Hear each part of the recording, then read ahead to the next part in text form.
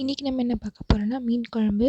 அதுக்கு தேவையான பொருட்கள்: 1/2 கிலோ மீன் எடுத்திருக்கேன், சின்ன வெங்காயம் 30, தக்காளி, பூண்டு, கொத்தமல்லி, கருவேப்பிலை, புளி ஊற வச்சு வச்சுருக்கேன்.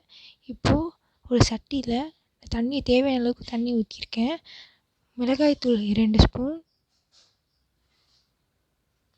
கொஞ்சமாக மஞ்சள்தூள் ஆட் பண்ணிக்கலாம். புளியை நல்லா கரைச்சிக்கோங்க.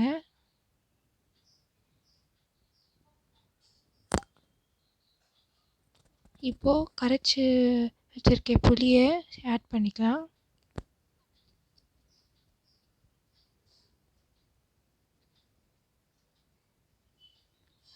தேவையான அளவுக்கு தண்ணி ஊற்றி நல்லா கிளறி விட்டுக்கோங்க.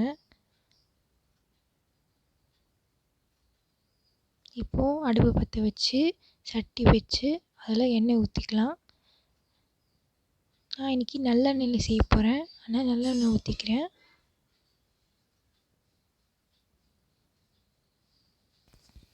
இப்போது வெந்தயம், கடுகு போட்டுக்கலாம்.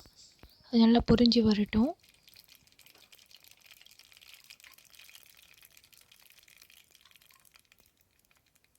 இப்போது கறிவேப்பிலை ஆட் பண்ணிக்கலாம். சின்ன வெங்காயம் எடுத்து வச்சுருந்தோம் இல்லையா, அதையும் ஆட் பண்ணிக்கலாம்.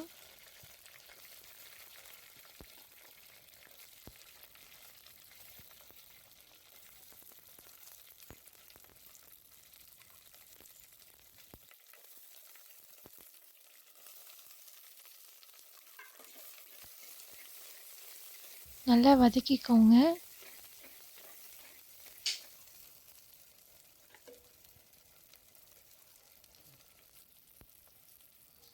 இப்போது எடுத்து வச்சுருக்க பூண்டையும் ஆட் பண்ணிக்கலாம். அதை போட்டு நல்லா வதக்குங்க.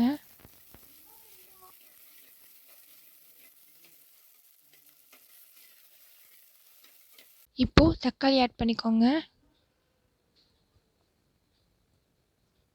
தக்காளி போட்டதுக்கப்புறமா நல்லா வதக்குங்க. ஆட் பண்ணியிருக்க வெங்காயம், பூண்டு, தக்காளியை நல்லா வதக்கணும்.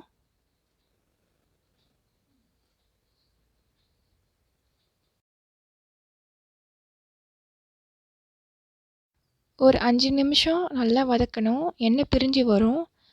அந்த சமயத்தில் நம்ம கரைச்சி எடுத்து வச்சுருக்கோம் இல்லையா, அதையும் ஆட் பண்ணிக்கலாம்.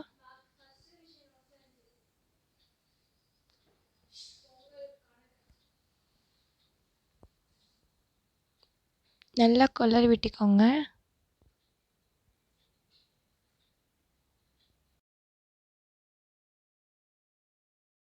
இப்போது மூடி வச்சுக்கலாம். மூடி வச்சுட்டு ஒரு 5லேருந்து 10 நிமிஷம் நல்லா கொதி வரணும். கொதி வந்தோடனே இப்போது நம்ம மீன் ஆட் பண்ணிக்கலாம். மீன் ஆட் பண்ணிவிட்டு ஒரு 3லேருந்து 5 நிமிஷம் வரைக்கும் தான் இருக்கணும், இல்லைனா மீன் உடஞ்சிடும்.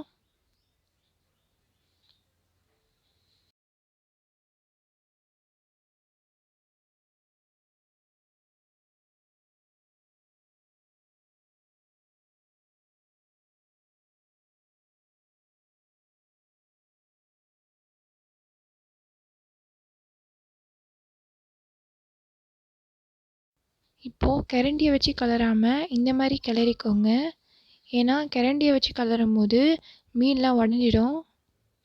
அதனால் இந்த மாதிரி கிளறிக்கலாம். இந்த மாதிரி கிளறிட்டு ஒரு 3லேருந்து 5 நிமிஷம் சொன்ன மாதிரி கொதி வரணும்.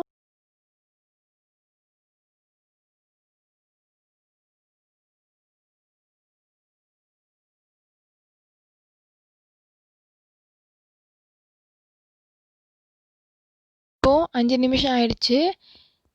கொத்தமல்லியை போட்டு இறக்கிடலாம். அவ்வளோதாங்க மீன் குழம்பு. தேங்க்ஸ் ஃபார் வாட்சிங். சப்ஸ்கிரைப் பண்ண மறக்காதீங்க.